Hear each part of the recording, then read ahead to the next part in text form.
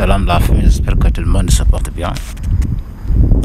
La leçon qu'on doit expliquer aujourd'hui nous concerne ce qu'on appelle les verbes du troisième groupe au présent de l'indicatif. Ginnaaw bi ñu defee les verbes du premier groupe et les verbes du deuxième groupe au présent de l'indicatif. Directement day ñëw ci successivement li nga xam ne moom les verbes du troisième groupe au présent de l'indicatif. Voilà les verbes du troisième groupe. Terminaison yi ku nga xam ne re lay doon wala or wala ir plus aller moom tamit ci verbe troisième groupe bi la bokk.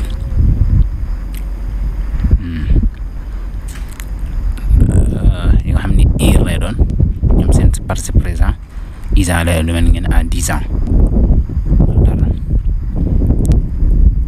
Verbe troisième groupe bi ay prendre, rejoindre, boire, vouloir, pouvoir, dormir, servir yooyu yëpp ay verbe troisième groupe lañ.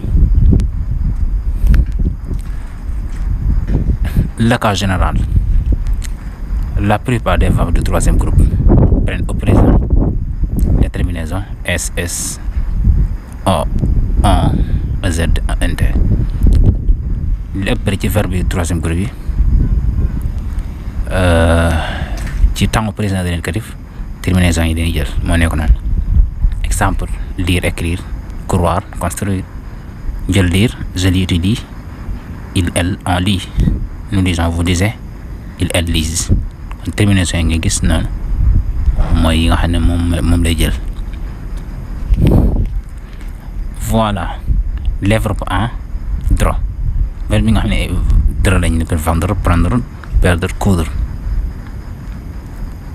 Prendre les terminaisons yooyu nga gis terminaison yooyu nga gis rose yooyu. Exemple, je prends, tu prends, il prend, nous prenons, vous prenez, ils prennent. kon da aju ay détails defe naa ni daal du teew ñuy nataay ba ci toppat mais les verbes en indre, oindre, prendre, craindre, peindre, éteindre, joindre, prendre les terminaisons yi ni jël. Je peins, tu peins, il, elle, on peint.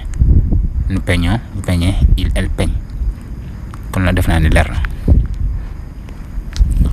Les verbes en war, pouvoir, vouloir, valoir, prendre les terminaisons x, xité, ons, z, nt.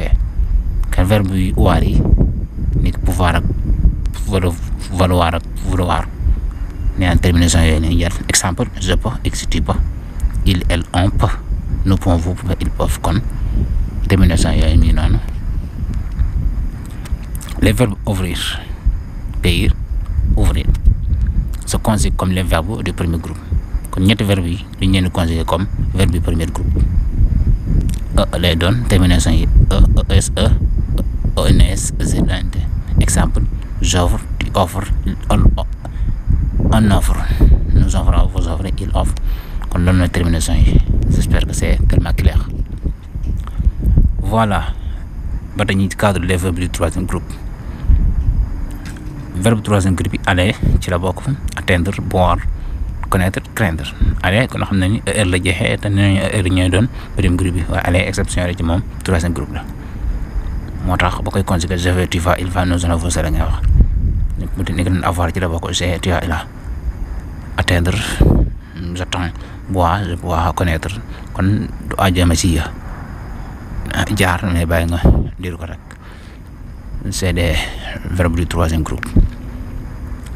C'est aussi les verbes du troisième groupe être, faire, lire, partir, rejoindre yëpp na nga ko gisee ci kaas yi ay verbes du troisième groupe lañ au présent de l'indicatif. ni ko résoudre, rire, s'asseoir, se voir kon ñooy verbe troisième groupe yoo xam ne ñii lañ leen conjuguer ci présent de l'indicatif. defe naa ne j'espère que c'est clair. Voilà la correction des exercices. Complétez les phrases suivantes avec les verbes proposés au présent de l'indicatif. Verbe yu ñu la proposé nga matal ko yóbbu ko ci présent de l'indicatif. Verbe yi nga xam ne moom la nekk entre parenthèses nga conjugué ko ci temps ba mu yàlla mi temps présent de l'indicatif. Nous lu ñu wax 10 ans lu ñu wax tout ce que nous nga bàyyi nga corriger ko correctement et normalement. Voilà la chronologie, nous disons tout ce que nous savons de cette histoire. Kon duñ aajo ne fii di guddal ci correction bi dañuy bàyyi nga corriger ko personnellement mu doon lu correct lu leer nañ loo xam ni lu palpable lu ñu mën dul baaraam ko dem mu gën a nekk loo xam ni di gën a leer ci sa bopp nga am ci compréhension bu clair, am ci notion boo xam ne notion bu yaatu la largement. Voilà, à tout à l'heure di la fàttali nga abonné sur la chaîne pour être le premier à savoir quand une nouvelle vidéo est disponible. Kon voilà dañuy yemale fii tey li nga xam ne moom mooy temps yi di président leen fi ci 3 verbes yi ñu jël daal di jàllal ci beneen catégorie muy le discours direct et le discours indirect. Voilà, à tout à l'heure dina wax ngeen xaar ko à tout à l'heure.